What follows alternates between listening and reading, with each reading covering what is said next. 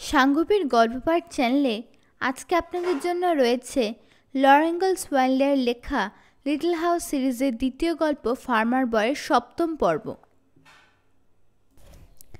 ১৮ county ফেয়ারে প্রতি বছর বিশাল আয়োজন হয়। সাজ সাজ রব পড়ে যায় চারিদিকে। সবাই ছুটছে শহরের দিকে নিজ নিজ সেরা পোশাক পরে। ওয়াইল্ডার পরিবারও রোববারের পোশাক পরে তৈরি। শুধু মা সেরা পোশাক না পরে মাঝারি ভালো পোশাক পরেছে, সঙ্গে নিয়েছে অ্যাপ্রন। গির্জার ডিনারে রান্নার কাজে সাহায্য করবে মা।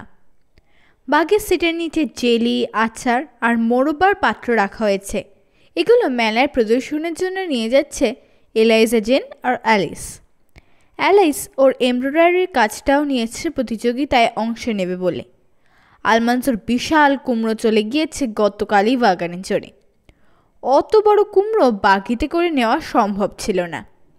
যত্নের সঙ্গে ধুয়ে মুছে পালিশ করেছে ওটা আলমান্সো। ওয়াগানে নরম খড় বিছিয়ে তার উপর আলগোছে বসিয়ে দিয়েছে বাবা ওটা তুলে।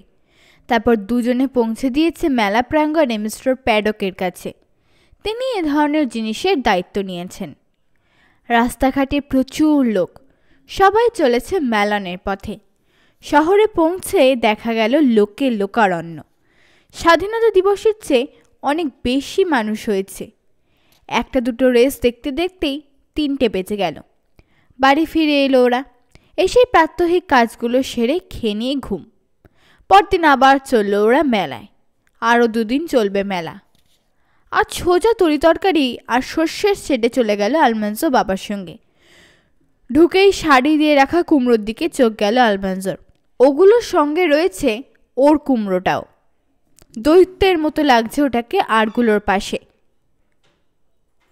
ধরে নিও না যে প্রাইজ পাবি, বলল বাবা নিচু গলায়। আকৃতির চেয়ে গুণের কদর বেশি। যেন প্রাইজ না পেলেও কিছু যায় আসে না এমন একটা ভাব নেওয়ার চেষ্টা করল আলমান্সো। কুমড়োর পাশ কাটিয়ে এগিয়ে গেল সামনের দিকে, কিন্তু মাঝে মাঝে ঘাড় ফিরিয়ে নিজের কুমড়োটার দিকে না তাকিয়ে পারছে না। আলু, বিট, ওলকপি, পেঁয়াজ দেখতে দেখতে চলেছে।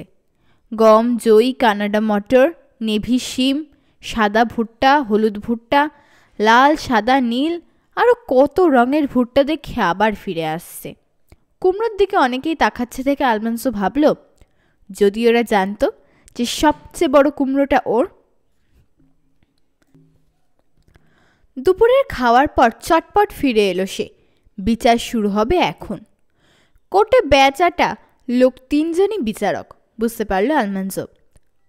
নিচু গলায় নিজেদের মধ্যে কি আলাপ করছেন ওরা শুনবার উপায় নেই। সবাই চুপ। শস্য মুঠোয় নিয়ে ওজন দেখছেন, চোখের কাছে এনে খুঁটিয়ে দেখছেন, মাঝে মধ্যে কয়েক দানা চিবিয়ে দেখছেন। মটরশুঁটি আর শিম দুভাগ করে বিচি ছাড়িয়ে দেখছেন। বড় ছুরি দিয়ে ঘ্যাঁচ করে ২ টুকরো করে দেখছেন আলু, পেঁয়াজ। আলুকে আবার চিকন করে কেটে আলোর দিকে তুলে দেখছেন। তারপর চিবুকে অল্প কিছু দাড়িওয়ালা চিকন লম্বা বিচারক পকেট থেকে বের করলেন লাল আর নীল রিবন। লালটা সেকেন্ড আর নীলটা ফার্স্ট প্রাইজের জন্য। বিজয়ী তরিতরকারি গায়ে লাল নীল রিবন এঁটে দিলেন তিনি। এতক্ষণ টুর শব্দ ছিল না কারোর মুখে। এবার সবাই হাঁপ ছেড়ে একসঙ্গে কথা বলতে শুরু করলো। আলমান্সো লক্ষ্য করলো যারা প্রাইজ পায়নি তারা সবাই বিজয়ীকে অভিনন্দন জানাচ্ছে। ও বুঝতে পারলো ওর কুমড়োটা যদি প্রাইজ না পায়, ইচ্ছে না করলেও ওর অভিনন্দন জানাতে হবে বিজয়ীকে। এবার কুমড়োর দিকে এগোলেন বিচারক মণ্ডলী। কান আর গাল গরম হয়ে উঠল আলমান্সোর। নির্বিকার ভাব বজায় রাখা খুবই মুশকিল হয়ে গেল ওর পক্ষে। কসাইদের রিয়া বড় ধারালো ছুরি সংগ্রহ করে আনলেন মিস্টার প্যাডক। প্রধান বিচারক নিলেন সেটা, তারপর ভ্যাচাং করে ঢুকিয়ে দিলেন একটা কুমড়োর ভিতর। ছুরির ব্যাটে চাপ দিয়ে পুরো একটা ফালি কেটে বের করে উঁচু করে ধরলেন। অন্য বিচারকেরা পরীক্ষা করলেন কুমড়োর হলুদ অংশ, খোসার পুরুত্ব, ভেতরের ফাঁপা জায়গা আর বিচির পরিমাণ। ছোট কয়েকটা ফালি কেটে চিবিয়ে স্বাদ নিলেন। তারপর আরেকটা কুমড়োয় ছুরি চালানো হলো। ভিড়ের চাপে বাবার কাছ থেকে অনেক দূরে সরে গিয়েছিল আলমান্সো। হাঁ করে শ্বাস নিতে বাধ্য হচ্ছেও। একের পর এক কুমড়ো কাটতে কাটতে অবশেষে আলমাঞ্জোর বিশাল কুমড়োর কাছে পৌঁছলেন বিচারক মণ্ডলী। মাথাটা যেন একটু ঘুরছে আলমাঞ্জোর। দেখা গেল মস্ত কুমড়োর মাঝখানে গর্তটা বিরাট, অসংখ্য বিচিতে ভরা। এর মাংসটা অন্যদের তুলনায় কিছুটা ফ্যাকাশে। এটা ভালো না মন্দ জানে না আলমাঞ্জো। বিচারকেরা সবাই চিবিয়ে স্বাদ নিলেন কুমড়োটার, কিন্তু তাদের মুখ দেখে বোঝা গেল না স্বাদটা কেমন। এরপর অনেকক্ষণ গোপন সলা পরামর্শ করলেন বিচারকরা। কিছুই শুনতে পেল না ও। সরু লম্বা প্রধান বিচারক মাথা নাড়লেন, থুতনির দাড়ি ধরে টানলেন। সবার চেয়ে হলুদ কুমড়োটা থেকে আরেক ফালি কাটলেন তিনি। আলমাঞ্জোরটার থেকেও এক ফালি কাটলেন। মুখে দিয়ে চিবোলেন এক এক করে। ফালি দুটো বাড়িয়ে দিলেন অন্যদের দিকে। অন্যরাও স্বাদ নিলেন। মোটা বিচারক কিছু বলতেই অন্য দুজন হাসলেন। মিস্টার প্যাডক ঝুঁকে এলেন টেবিলের উপর থেকে। এই যে মিস্টার ওয়াইল্ডার, বাপ বেটা দুজনেই উপস্থিত দেখছি। তা মেলা কেমন লাগছে আলমাঞ্জো? কোনো মতে জবাব দিল আলমাঞ্জো, ভালো স্যার। লম্বা বিচারক একটা লাল আর একটা নীল রিবন বের করে ফেলেছেন পকেট থেকে। সবাই চুপ। তিনটে মাথা এক হলো। ফিসফিস করে কথা হলো নিজেদের মধ্যে। তারপর ঘুরে দাঁড়ালেন প্রধান বিচারক। একটা পিন নিয়ে নীল রিবনে গাঁথলেন তিনি। আলমাঞ্জোর কুমড়ো থেকে বেশ কিছুটা দূরে। অন্য একটা কুমড়োর উপরে ঝুলছে ওটা তখন। ঝুঁকলেন বিচারক, তারপর হাত লম্বা করলেন ধীরে ধীরে। তারপর ঘ্যাঁচ করে পিনটা ঢুকিয়ে দিলেন আলমাঞ্জোর কুমড়োর গায়ে। বাবার হাত এসে পড়ল আলমাঞ্জোর কাঁধে। শ্বাস আবার চালু হতে আলমাঞ্জো বুঝল এতক্ষণ দম বন্ধ করে রেখেছিল। খুশির একটা ঝিরঝিরে অনুভূতি সারা শরীরে। ওর হাত ঝাঁকাচ্ছেন মিস্টার প্যাডক। সব কজন বিচারক হাসছেন ওর দিকে চেয়ে। চেনা অচেনা অনেক লোক অভিনন্দন জানাচ্ছে ওদের।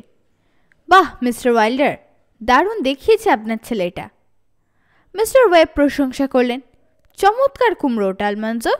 এর চেয়ে ভালো কুমড়ো জীবনে দেখেছি বলে মনে হয় না। মিস্টার প্যাডক বললেন, এত বড় কুমড়ো আমিও জীবনে দেখিনি। বাবা, কি করে এত বড় করলে এটাকে আলমাঞ্জো? আলমাঞ্জো বুঝতে পারল না কি জবাব দেবে। দুধ খাইয়ে বড় করেছে বললে যদি দোষ হয়, সত্যি কথা বললে যদি প্রাইসটা কেড়ে নেয়, তাহলে ওরা হয়তো ভাববে ও ঠকিয়েছে সবাইকে। বাবার দিকে চাইল আলমাঞ্জো, কিন্তু সেখান থেকে কোনো সাহায্য এলো না। আমি আমি ভালো মতো নিড়ানি দিয়েছি। তারপর পরিষ্কার বুঝলো ও মিথ্যে কথা বলছে, আর বাবা শুনছে সেই মিথ্যে। ঝট করে তাকালো মিস্টার প্যাডকের দিকে। আসলে দুধ খাইয়ে বড় করেছি। আচ্ছা, এতে কোনো অন্যায় হয়নি তো? না, ঠিকই করেছো তুমি ওটাকে দুধ খাইয়ে, বললেন মিস্টার প্যাডক। বাবা হাসল। ছেলে সত্যি কথা বলায় খুবই খুশি। পর মুহূর্তে নিজের ভুলটা বুঝতে পারল আলমাঞ্জো। বাবা তো জেনে শুনেই ওটাকে দুধ খাওয়াতে বলেছিলেন। এটা বেআইনি হলে নিশ্চয়ই বলতেন না। ঠকিয়ে প্রাইজ নেওয়ার লোক বাবা নয়। বাবার সঙ্গে ভিড় ঠেলে চলল আলমাঞ্জো। দেখল যে কোলটা প্রথম পুরস্কার পেয়েছে স্টারলাইটের কাছে সেটা কিছুই নয়। মনে মনে স্থির করলো আগামী বছর বাবাকে বলে স্টারলাইটকে নিয়ে আসবে মেলায়। এরপর ওরা হাঁটবার প্রতিযোগিতা দেখলো, লাফ দেওয়ার প্রতিযোগিতা দেখলো, ছুঁড়ে মারবার প্রতিযোগিতাও দেখলো ঘুরে ঘুরে। বেশিরভাগ সময় চাষি ছেলেরা জিতল, শহুরে ছেলেরা পারল না ওদের সঙ্গে। বারবার ঘুরে ফিরে নিজের বিজয়টা মনে আসছে আলমাঞ্জোর। বুকের ভিতর শিরশির করছে চমৎকার সুখানুভূতি। বাড়ি ফেরবার পর জানতে পারল আলমাঞ্জো অ্যালিসের উলের কাজও প্রথম পুরস্কার পেয়েছে। ইলাইজা জেন জেলিতে পেয়েছে লাল রিবন, অ্যালিস পেয়েছে নীল। খুশি হয়ে বাবা বলল, দেখা যাচ্ছে ওয়াইল্ডার পরিবারেরই জয় জয়কার। পরের দিনও মেলা হচ্ছে, কিন্তু ওরা আর গেল না। 2 দিনই যথেষ্ট। নিয়ম ভাঙা একদিন ভালো লাগে, বড় জোর 2 দিন। তারপর আর মজাই থাকে না ওতে। নিজেদের স্বাভাবিক কাজকর্মে ফিরে গেল ওরা। 19 উত্তর থেকে বইছে বাতাস। নাস্তা খেতে খেতে বলল বাবা, মেঘও করেছে, সময় থাকতে বিছনাট কুড়িয়ে আনা দরকার। আলমাঞ্জো, রয়্যাল আর অ্যালিস গরম জামা পরে চলল বাবার সঙ্গে। রাস্তা দিয়ে গেলে 2 মাইল, কিন্তু মাঠের উপর দিয়ে আড়াআড়িভাবে গেলে 8 মাইল। সুপ্রতিবেশী মিস্টার ওয়েবের অনুমতি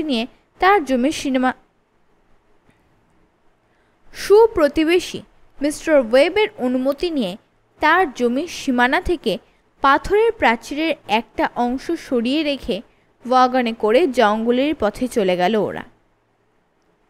মাঠ ময়দান খালি এখন, সবার সব পশু গোয়ালঘরে গরমে আরাম করছে, তাই এক্ষুনি প্রাচীরটা ঠিক করবার কোনো দরকারই পড়ল না। শেষ ট্রিপে পাথরগুলো আবার সাজিয়ে দিলেই হবে। হলুদ পাতা বিছিয়ে রয়েছে বীজ জঙ্গলের নিচে, আর সেই পাতার উপর পড়ে রয়েছে অসংখ্য বীজনাট। সাবধানে বাদাম সহ বীজ পাতা ওয়াগনে তুলছে বাবা, আর রয়্যাল পিচফর্ক দিয়ে সেগুলো তুলে ফেলছে। অ্যালিস আর আলমন্ডসের কাজ হলো ওয়াগনে তুলবার পর ওগুলোর উপর দৌড় ঝাঁপ লাফালাফি নাচানাচি করে সমান করা, জায়গা বাড়ানো। ওয়াগন ভর্তি হয়ে গেলে বাবা আর রয়্যাল ওগুলো গোলাঘরে রেখে আসতে গেল। সেই সময়টুকু ওরা দুজন নানা খেলায় মেতে থাকলো। খেলা ভালো না লাগলে গাছে গুঁড়তে বসে দাঁত দিয়ে ভেঙে 3 কোনা বিছনাট খেলো। হাওয়া ঠান্ডা, সূর্যটা ঝাপসা, ছুটোছুটি করে বাদাম কুড়োচ্ছে চঞ্চল কাঠবিড়ালি। শীতের সঞ্চয়, আকাশ থেকে আসছে বুনো হাঁসের ডাক। ঝাঁক বেঁধে দক্ষিণে চলেছে ওরা, উত্তর জমে যাচ্ছে শীতে। ওয়াগন ফিরে এলে আবার লাফ ঝাঁপ দিয়ে উঁচু হয়ে থাকা পাতা নামায় ওরা, আর ব্যস্ত পিচফর্ক পাতা সরিয়ে সরিয়ে খালি জমির পরিমাণ বাড়ায়। সারাদিনে যতটা পারল বিছনাট সংগ্রহ করলো ওরা। গোধূলি নামতে প্রাচীরের পাথর আবার সুন্দর করে সাজিয়ে দিয়ে ফিরে এলো। দক্ষিণ গোলাঘরে ফ্যানিং মিলের পাশে উঁচু স্তূপ হয়ে রয়েছে পাতাসহ বিছনাট। আজই তুষারপাত শুরু হবে মনে হচ্ছে, বলল বাবা। ধরে নাও শেষ হলো গ্রীষ্মকাল। সত্যি, সকালে ঘুম থেকে উঠে আলমান্স দেখলো সাদা হয়ে গেছে মাঠঘাট, গোলাঘরের ছাদও প্রায় সাদা। 6 ইঞ্চি পুরো তুষার জমেছে বটে, কিন্তু জমি এখনো পুরোপুরি শক্ত হয়ে যায়নি। খুশি হলো বাবা, এটা হচ্ছে গরিবের সার। রয়্যালকে পাঠালো হলো ক্ষেতগুলোতে লাঙল দেওয়ার জন্যে। এই সময় জমিতে লাঙল দিলে উপরের তুষার ভিতরে গিয়ে সারের কাজ করে, পরের মরশুমে ফসল ভালো হয়। আর বাবার সঙ্গে থেকে আলমান্স গোলাঘরের জানালাগুলো ভালো করে বন্ধ করলো।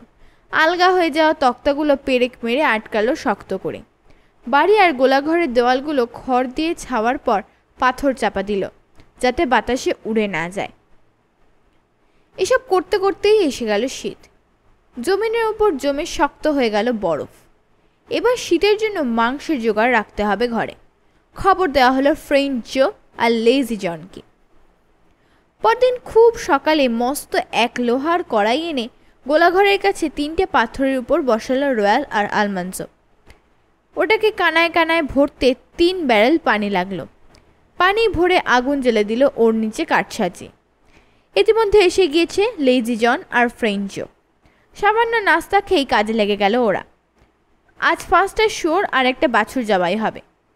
মারবার পর এক একটা করে প্রতিটা মৃতদেহ বাবা, জন আর জো মিলে বিশাল কড়াইয়ে ফুটন্ত পানিতে চুবালো। তারপর তুলে নিয়ে ফেললো পুরো তক্তার উপর। ওগুলোর গায়ের সব লোম ছেঁচে পিছনের পা দুটো বেঁধে ঝুলিয়ে দেওয়া হলো। তারপর ছুরি দিয়ে পেট ফেরে ভিতরে সব কিছু নেওয়া হলো গামলায়। আলমান্স আর রয়্যাল দুদিক থেকে ধরে নিয়ে আনলো সেই গামলা রান্নাঘরে। ওখানে 2 মেয়ে নিয়ে তৈরি করছে মা। ঝটপট কলিজা আর হৃৎপিণ্ড কেটে ধুয়ে আলাদা করে রাখলো। চর্বি বের করে রাখলো আলাদা পাত্রে, গলিয়ে সংরক্ষণ করা হবে।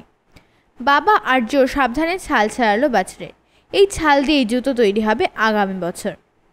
সারা দুপুর মাংস কাটা হলো। রয়্যাল আর আলমান্স সেসব নিয়ে গিয়ে লবণ মাখিয়ে রেখে এলো সেলারে। উটশেটের চিলেকোঠায় রাখা হলো হৃৎপিণ্ড, কলিজা, জিভ, পাঁজরা ইত্যাদি।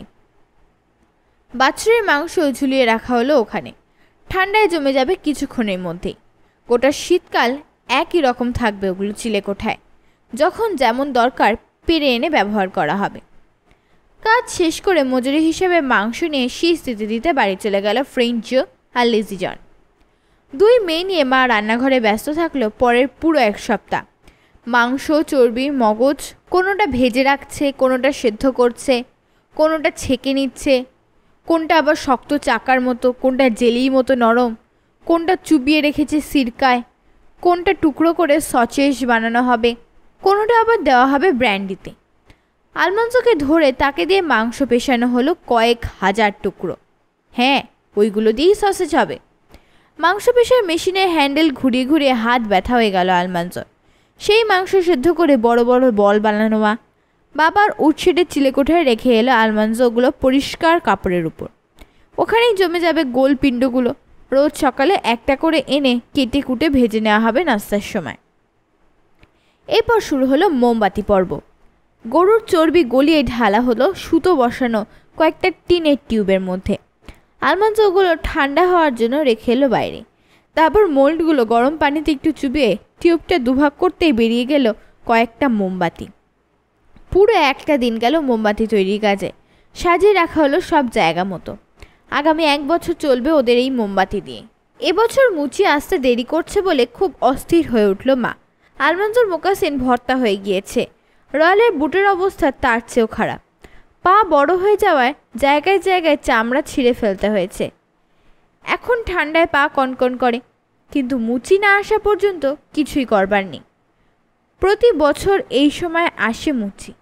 কয়েকদিন থেকে যার যেমন পছন্দ সেই রকম জুতো বানিয়ে দিয়ে যায়। বড্ড দেরি করছে লোকটা এবার আসতে। এদিকে রয়্যাল, এলিজা জেন আর অ্যালিসের একাডেমিতে পড়তে যাওয়ার সময় হয়ে গিয়েছে। প্রত্যেকেরই জুতো বানানো একান্ত দরকার। পোশাক তৈরি করে ফেলেছে মা। রয়্যালের জন্য নতুন স্যুট, সেই সঙ্গে গ্রেট কোট আর ফ্ল্যাপ লাগানো টুপি। চিবুকের নিচে বোতাম লাগালেই ঢাকা পড়ে কান। এলিজা জেনের জন্য বাদামি, অ্যালিসের জন্য বেগুনি রঙের সুন্দর নতুন ড্রেস সেলাই করলো। ওরা দুজন এখন পুরনো কাপড়টা সেলাই খুলে উল্টে নিয়ে সেলাই করায় ব্যস্ত। এর ফলে নতুনের মতো দেখাবে এগুলো। মনে হবে দুটো ড্রেস পেয়েছে ওরা এবছর। প্রত্যেক সন্ধ্যায় মায়ের উলের কাঁটা দুটো তুফান বেগে চলে। ক্লিক ক্লিক শব্দ হয় মৃদু। সবার জন্য তৈরি হচ্ছে গরম মোজা। কিন্তু কোথায় মুচি? ব্যাটে এলো না তো এলোই না। মেয়েদের স্কার্টে ঢাকা পড়েছে পুরনো জুতো। কিন্তু রয়্যাল বেচারা কোথায় লুকোবে জুতো? চমৎকার একটা স্যুট পরে যাবে সে একাডেমিতে, কিন্তু জুতোর দিকে তাকালে কাটা চামড়ার ফাঁক দিয়ে সাদা মোজা দেখা যাবে। কিছুই করার নেই। বাবার সঙ্গে একা গোলাঘরের কাজগুলো সারল আলমান্জো। রয়্যালের জন্য মনটা কেমন যেন করে উঠল। নাস্তার সময় দেখা গেল রয়্যাল, এলিজা জেন আর অ্যালিস পোশাক পরে তৈরি। কেউই তেমন কিছু খেতে পারল না। বাবা গেল স্লেতে ঘোড়া জুড়ে সামনের আঙ্গিনায় নিয়ে আসতে। আলমান্জো বড় ভাই আর বোনেদের ব্যাগগুলো নিচে এনে রাখল। অ্যালিস না গেলে ভালো হতো, ভাবলো একবার। গাড়ি এসে দাঁড়াতেই উঠে পড়ল সবাই। অ্যালানের চোখ মুছে হাসি মুখে বিদায় দিল মা ওদের। চলতে শুরু করলো স্লে। অ্যালিস ফিরে তাকিয়ে বলল, গুড বাই, গুড বাই।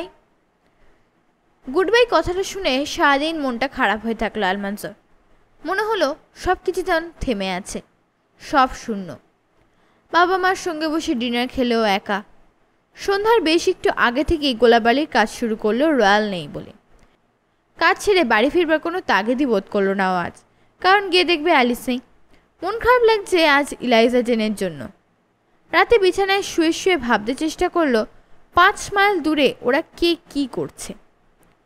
পরদিনই হাসতে হাসতে ঢুকলো বেটা মুচি। 3 সপ্তাহ দেরি করে আসায় মা প্রথমে খুব বকাবকি করলো ওকে, কিন্তু জানা গেল দোষটা ওর নয়। এক বিয়েবাড়িতে ওকে আটকে রাখা হয়েছিল অনেকগুলো জুতো বানিয়ে দেওয়ার জন্য। মুচি লোকটা মোটাসোটা, হাসি খুশি, আমোদপ্রিয়। খাওয়ার ঘরের জানলার পাশে নিজের কাজের বেঞ্চ বসিয়ে যন্ত্রপাতি সাজিয়ে তৈরি হয়ে নিল। ডিনার খেয়ে লেগে পড়বে কাজে। গত বছরের ট্যান করা চামড়া এনে দিল বাবা। কিভাবে কি তৈরি হবে বুঝিয়ে দিল। ডিনারের সময় মজার মজার খবর শোনালো মুচি। হাসি গল্প বলল, অকুণ্ঠ প্রশংসা করলো মায়ের রান্নার। এমন সব রসালো কৌতুক শোনালো যে অট্টহাসিতে ফেটে পড়ল বাবা। হাসতে হাসতে পানি এসে গেল মায়ের চোখে। খাওয়া দাওয়া সেরে জানতে চাইল মুচি কার জুতো দিয়ে শুরু করবে কাজ। বাবা বলল, আমার মনে হয় আলমান্জোর জন্য একজোড়া বুট দিয়ে শুরু করতে পারো। অবাক হয়ে গেল আলমান্জো। বলে কি? ওর বহুদিনের শখ বুট পরে, কিন্তু এত দ্রুত বাড়ছে ওর পা যে ভেবেছিল এবছরও মোকাসিনী পড়তে হবে। ওকে মাথায় তুলছো তুমি জেমস? মা আপত্তি করল। কিভাবে? প্রশ্ন করল বাবা। আমার মনে হয় বুট পরা বয়স হয়ে গিয়েছে ওর। পুলকিত আলমাঞ্জো মোকাসিন আর মোজা খুলে একটা কাগজে পা রাখলো। মুচি তার লম্বা পেন্সিল দিয়ে ছবি এঁকে নিল পায়ে। তারপর কোন দিকে কয় ইঞ্চি লিখে ফেললো মাপযোগ করে। ব্যাস, আলমাঞ্জোকে আর ওর দরকার নেই। কাজে বাবার সঙ্গে গোলাবাড়ি কাজে লেগে গেল আলমাঞ্জো। পরদিন সকালে ওর বুটের সোল কাটা হলো চামড়ার ঠিক মাঝখান থেকে, ভিতরের সোল কাটা হলো কিনারায় পাতলা চামড়া থেকে, উপরের অংশ কাটা হলো সবচেয়ে নরম চামড়া থেকে। তারপর সেলাইয়ের সুতোয় মোম ঘষতে শুরু করলো মুচি। এইবার শুরু হবে সেলাই। বুট জোড়া তৈরি হয়ে গেলে পায়ে দিয়ে হেঁটে দেখলো আলমাঞ্জো। চমৎকার ফিট করেছে পায়ে, বেশ গটমট আওয়াজ হচ্ছে হাঁটলে। মনের খুশি আর চাপতে পারছে না আলমাঞ্জো, হাসি এসে যাচ্ছে সামান্য কথাতেই। শনিবার মেলানে গিয়ে অ্যালিস, রয়্যাল আর ইলাইজা জেনকে নিয়ে এলো বাবা। খুশি মনে ওদের জন্য নানান রকম খাবার তৈরি করলো মা। বারবার গেটের কাছে গিয়ে দাঁড়ালো আলমাঞ্জো অ্যালিস আসবে বলে। এক বিন্দু বদলায়নি অ্যালিস। বাগি থেকে নামবার আগেই চেঁচিয়ে উঠল, আরে আলমাঞ্জো, নতুন বুট পরেছো তুমি? চমৎকার একজন মহিলা হওয়ার শিক্ষা নিচ্ছে একাডেমিতে, গান শিখছে, আচার আচরণ শিখছে, কিন্তু বাড়ি ফিরতে পেরে ওর আনন্দের সীমা নেই। ইলাইজা জেনের কথাবার্তা আগের চেয়েও কর্কশ। প্রথমেই বলল, আলমাঞ্জোর বুটের আওয়াজ খুব বেশি। রয়্যাল কোনো কথাই গেল না, পূর্ণ কাপড় গায়ে দিয়ে লেগে গেল দৈনন্দিন কাজে। কিন্তু আলমাঞ্জোর মনে হলো কাজ থেকে ওর মন উঠে গিয়েছে। ওই রাতেই বিছানায় উঠে রয়্যাল জানালো ও আসলে শহরে একটা দোকান দিতে চায়। আমার মনে হয় মস্ত বোকামি করবে তুমি যদি চাষাবাদের পিছনে জীবনটা নষ্ট করো, বলল। ঘোড়া ভালো লাগে আমার, আলমাঞ্জো বলল। আরে দূর, দোকান মালিকেরও ঘোড়া থাকে, জবাব দিল রয়্যাল। প্রতিদিন সুন্দর সুন্দর পোশাক পরে ওরা, পরিষ্কার পরিচ্ছন্ন থাকে, গাড়ি হাঁকায়, দোকান ভালো চললে এমনকি কোচম্যানও রাখে। কিছু বলল না আলমাঞ্জো, তবে পরিষ্কার জানে কোচম্যানেরও কোনো দরকার নেই। কোল্ডগুলোকে ট্রেনিং দেবে, পোষ মানাবে, তারপর নিজের ঘোড়া নিজে দাবড়াবে। পরদিন একসঙ্গে গির্জায় গেল ওরা। রয়্যাল, ইলাইজা জেন আর অ্যালিসকে একাডেমিতে নামিয়ে দিয়ে শুধু মুচিকে নিয়ে ফিরে এলো খামারে। সবার মাপ নিয়ে নিয়েছে, তাই কোনো অসুবিধা হলো না। ডাইনিং রুমের বেঞ্চে বসে মনের আনন্দে শীষ দিল আর একটার পর একটা জুতো বানিয়ে চলল লোকটা। 14 দিন পর সবার জুতো বানিয়ে দিয়ে যন্ত্রপাতি গুটিয়ে যখন চলে গেল, তখন আবার শুনশান হয়ে গেল বাড়িটা। সেই সন্ধ্যায় বাবা বলল, কাল স্টার আর ব্রাইটের জন্য একটা ব্লব সেট বানালে কেমন হয়? সত্যি? লাফে উঠল আলমাঞ্জো। তুমি কি এবার জঙ্গল থেকে গাছ কেটে আনতে আমাকে নেবে? ঝিকমিক করে উঠল বাবার দুটো চোখ। তাছাড়া আর কি করবে তুমি বব স্লেড দিয়ে? 20। পরদিন জঙ্গলে গিয়ে সোজা দেখে ছোটোখাটো একটা ওক গাছ কাটলো বাবা। ছোট্ট ডালগুলো ছেটে দিতেই সুন্দর হয়ে গুছিয়ে আরেকটি বাঁধলো আলমাঞ্জো। তারপর দেখে শুনে রানারের জন্য দুটো বাঘ গাছ কাটলো বাবা, 5 ইঞ্চি মোটা আর 6 ফুটের মতো, যেগুলো বাঁক নিয়েছে। সব কাঠ বড় বব স্লেডে তুলে নিয়ে ওরা বাড়ি নিয়ে ফিরে এলো। তারপর ডিনার সেরে দুজন মিলে বড় গোলাঘরটায় ঘষে বানালো ছোট্ট একটা সুন্দর বব স্লেড।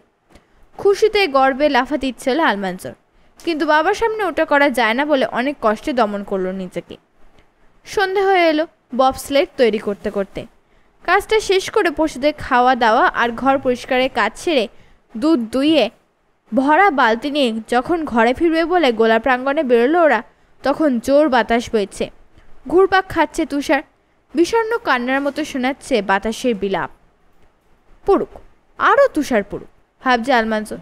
শীঘ্রই নতুন বব স্লেড নিয়ে কাঠ কেটে আনতে যাবে ও বাবার সঙ্গে।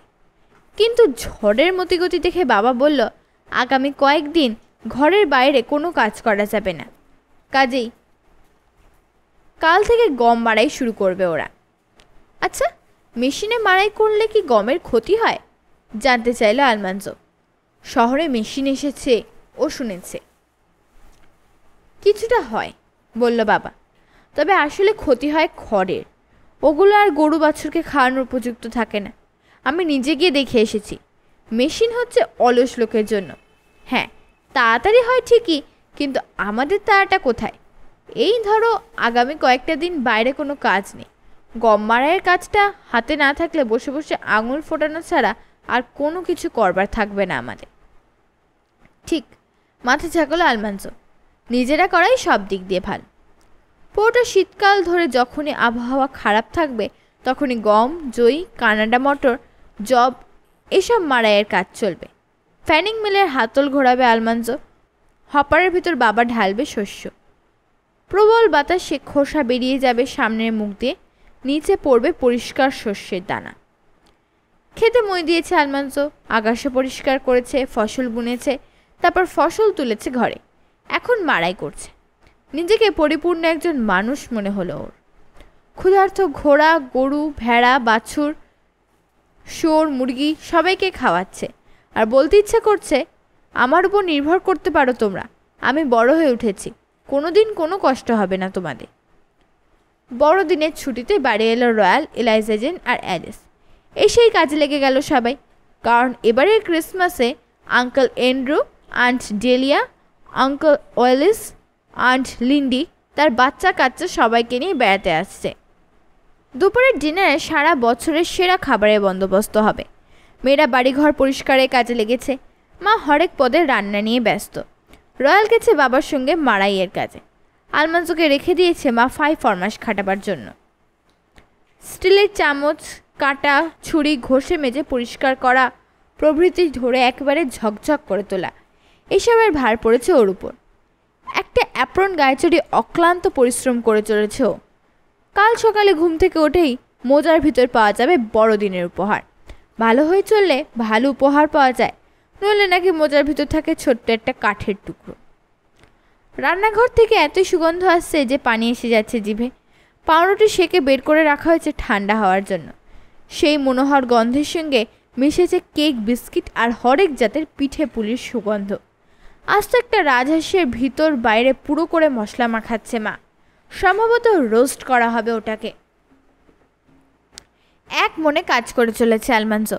তারই ফাঁকে ফাঁকে ছুটে যাচ্ছে চিলেকোঠা থেকে তেজপাতা বা গরম মশলা নিয়ে আসবার জন্যে। পর মুহূর্তেই হয়তো ছুটতে হলো তলকুঠুরি থেকে আপেল আনতে, তারপর আবার ছোট চিলেকোঠায় পেঁয়াজ আনতে, এরপরে আবার ঠান্ডার মধ্যে বেরিয়ে এক দৌড়ে পানি আনতে হবে পাম্প থেকে বালতি ভরে। সব কাজ ছেড়ে উঠে দাঁড়িয়েছে।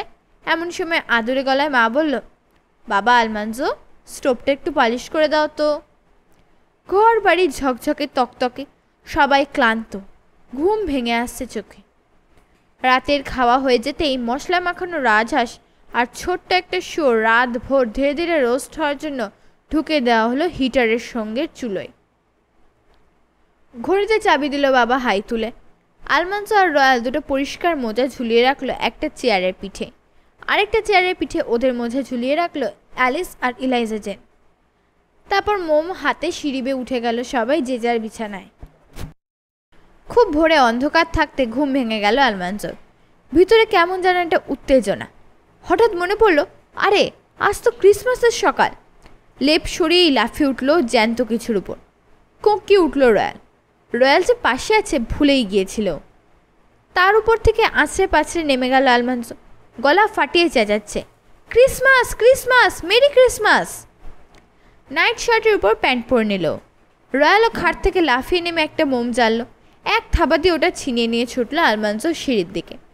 আরে কি হলো, আমার প্যান্ট গেল কই? উপর থেকে রয়্যালের বিরক্ত চিৎকার শোনা গেল। আলমাঞ্জো ততক্ষণে নেমে গিয়েছে অর্ধেক সিঁড়ি। অ্যালিস আর এলাইজা যেন ছুটে বেরিয়ে এসেছে ওদের ঘর থেকে, কিন্তু আলমাঞ্জোর সঙ্গে দৌড়ে পারল না। দূর থেকেই দেখা গেল মোটা সোটা হয়ে ঝুলছে ওর মোজাটা। একটা মোমদানিতে মোমটা দাঁড় করেই তুলে নিল ও সোজা। প্রথমেই বেরোলো চমৎকার একটা কান ঢাকার টুপি, মেশিনে সেলাই করা, দারুণ একখানা টুপি। চিবুকের নিচ থেকে বোতাম খুলে কানের ঢাকনাটা মাথার উপর তুলে রাখা যায় বোটামেটে। মনের আনন্দে চিৎকার ছাড়ল আলমাঞ্জো। এত সুন্দর টুপি পাবে স্বপ্নেও ভাবতে পারিনিও। উল্টে পাল্টে ভেতরটা দেখলো, বাইরেটা দেখলো, মসলিন লাইনিংয়ে আঙুল বুলিয়ে দেখল, তারপর মাথায় পরে নিল ওটা। একটু বড় হলো মাথায়, ভালোই হলো, ও তো বাড়ছে, অনেক দিন পরা যাবে এই টুপি। এলাইজা জেন আর অ্যালিসও নিজ নিজ মোজার ভিতর হাত পুড়ে চিহি চিহি ডাকছে। রয়্যাল পেয়েছে একটা সিল্কের মাফলার, দাঁত বেরিয়ে পড়েছে খুশিতে। মোজার ভিতর আবার হাত ঢুকালো আলমাঞ্জো। বেরিয়ে এলো দামি একটা হোরহাইল্ড ক্যান্ডি। একটা কাঠির শেষ প্রান্তে কামড় দিল। বাইরেটা নরম, কিন্তু ভিতরটা পুরো খটখটে শক্ত। অনেকক্ষণ ধরে মজা করা যাবে। এরপর বেরোলো একজোড়া নতুন দস্তানা, তারপর একটা কমলা, তারপর এক প্যাকেট শুকনো ডুমুর। আরে বাপস, এত উপহার! ওর মনে হলো কেউ কোনোদিন এত ভালো উপহার পায়নি কখনো ক্রিসমাসে। যা পেয়েছে এই শেষ মনে করেছিল, কিন্তু মোজার গোড়ালির কাছে আরও কি যেন একটা আটকে রয়েছে। ছোট্ট পাতলা শক্ত মতো কি যেন, কি হতে পারে? ভাবতে ভাবতে বের করে আনলো ও জিনিসটা। আরে সর্বনাশ, জ্যাক নাইফ! 4 ব্লেডের একটা জ্যাক নাইফ! চিঁচিয়ে বাড়ি মাথায় করে ফেললো আলমান্সো। ওর সব কটা ফলা খুলে দেখলো ঝকঝকে ধার। উফ, এত আনন্দ রাখবে কোথায় ও? দেখো অ্যালিস, রয়্যাল, দেখো দেখো দেখো আমার জ্যাক নাইফ! বাবার গলা ভেসে এলো উপর থেকে। তার আগে ঘড়িটা দেখো। থমকে পরস্পরের দিকে তাকালো ওরা। রয়্যাল মোমবাতিটা তুলে ধরতে সবাই তাকালো ঘড়ির দিকে। 3:30 বাজে। এলাইজা জেন পর্যন্ত হতভম্ব হয়ে গিয়েছে। কি করবে বুঝতে পারল না। 1.5 ঘন্টা আগেই হইচই করে ঘুম ভাঙিয়ে দিয়েছে বাবা মায়ের। কয়টা বাজে জানতে চাইলো বাবা। আলমান্সো তাকালো রয়্যালের দিকে, রয়্যাল তাকালো এলাইজা জেনের দিকে। এলাইজা জেন ঢোক গিলে মুখ খুলতে গেল, কিন্তু তার আগেই অ্যালিস বলল, মেরি ক্রিসমাস বাবা, মেরি ক্রিসমাস মা। এখন 4:30 বাকি বাবা। ঘড়ি বলে চলেছে টিকটক টিকটক। বাবার চাপা হাসি শোনা গেল। হিটারের তাপ বাড়িয়ে দিল রয়্যাল ড্যাম্পার খুলে। এলাইজা জেন রান্নাঘরে চুলো ধরিয়ে কেটলি চড়িয়ে দিল। গরম হয়ে উঠল বাড়ি। নেমে এলো বাবা মা। পুরো 1 ঘন্টা বাড়তি সময় পাওয়া গেল উপহারগুলো উপভোগ করার জন্যে। অ্যালিস পেয়েছে একটা সোনার লকেট, এলাইজা জেন পেয়েছে গার্নেটের একজোড়া কানের দুল। মার হাতে বোনা নতুন লেস কলার আর কালো লেস লাগানো দস্তানাও পেয়েছে ওরা দুজন। রয়্যাল সিল্কের মাফলার ছাড়াও পেয়েছে সুন্দর একটা চামড়ার মানিব্যাগ। কিন্তু আলমন্ডোর ধারণা সবার সেরা উপহার পেয়েছে ওই। এমন ক্রিসমাস আর হয় না। একটু পরে ব্যস্ত সমস্ত হয়ে উঠল মা। তা দিতে শুরু করলো সবাইকে। গোলাবাড়ি কাজ সারতে হবে, দুধ জাল দিতে হবে, নাস্তা সেরেই তরকারি কুটতে হবে। পুরো বাড়িটা ধোপ দুরস্ত করে মেহমান পৌঁছানোর আগে জামা কাপড় পরে তৈরি হয়ে নিতে হবে। সূর্য উঠে পড়ল। চরকির মতো ঘুরছে মা সবখানে, কথা বলছে অনর্গল। আলমাজো কান দুটো ধুয়ে পেলো। আহা, রয়্যাল পায়ে পায়ে ঘুরো না তো। এলাইজা জেন, খেয়াল করো, আলুগুলো কুটছো না তুমি, কাটছো। আর আলুর চোখ বেরিয়ে থাকছে কেন? দেখতে পেলে তো লাফিয়ে চলে যাবে পেয়ালা থেকে। আর অ্যালিস, বাসনগুলো গুনে ফেলো, তার সঙ্গে মিলিয়ে ছুরি, কাঁটা, চামচ আলাদা করে রাখো। সব ভালো টেবিল ক্লথগুলো নিচের শেলফে। হা হা, ঘুরে দেখো। স্লে বেলের আওয়াজ কানে আসতেই দরাম করে চুলোর দরজা বন্ধ করে ছুটল মা অ্যাপ্রন ছেড়ে ব্রিজটা পরে আসবার জন্য। অ্যালিস দৌড়ালো নিচের দিকে, এলাইজা জেন ছুটল উপরের দিকে। দুজনেই আলমান্সোকে কলার সোজা করতে বলল। এদিকে মাকে ডাকছে বাবা গলা বন্ধটা লাগিয়ে দেওয়ার জন্য। এমন সময় আঙ্কেল ওয়েলিসের স্লেটা থেমে দাঁড়ালো। ঝাঁকি খেয়ে অনেকগুলো ঘন্টা বেজে উঠল একসঙ্গে। দৌড়ে বেরিয়ে গেল আলমান্সো। ওর পেছন পেছন এমন ভঙ্গিতে ধীরে সুস্থে বেরোলো বাবা মা, যেন তাড়াহুড়ো কাকে বলে জানেই না। ফ্রেঞ্চ, অ্যাবনার আর মেরি নেমে এলো স্লে থেকে। আজ লিন্ডি নাম্বার আগে বাচ্চাটাকে মার কোলে দিচ্ছে। এমন সময় পৌঁছে গেল আঙ্কেল এন্ড্রু স্লে। আঙিনা ভর্তি হয়ে গেল ছেলেতে, আর বাড়ি ভর্তি হয়ে গেল হোপস্কার্টে। আঙ্কেল দুজন মাটিতে পা ঠুকে তুষার ঝরল বুট থেকে, তারপর মাফলার খুলল। রয়্যাল তার চাচাতো ভাই জেমস বাগি হাউসে নিয়ে গেল স্লেড দুটোকে। ঘোড়া খুলে স্টলে ঢোকালো, ঘষে দিয়ে ওদের তুষারে হিম লাগা পাগুলোকে ভালো করে গরম করে তুলল। সাঙ্গবীর গল্প পাঠ চ্যানেলে আজকে ছিল লরেন ওয়াইল্ডারের লেখা লিটল হাউস সিরিজের দ্বিতীয় গল্প ফার্মার বয়। আজকে ছিল 7ম পর্ব।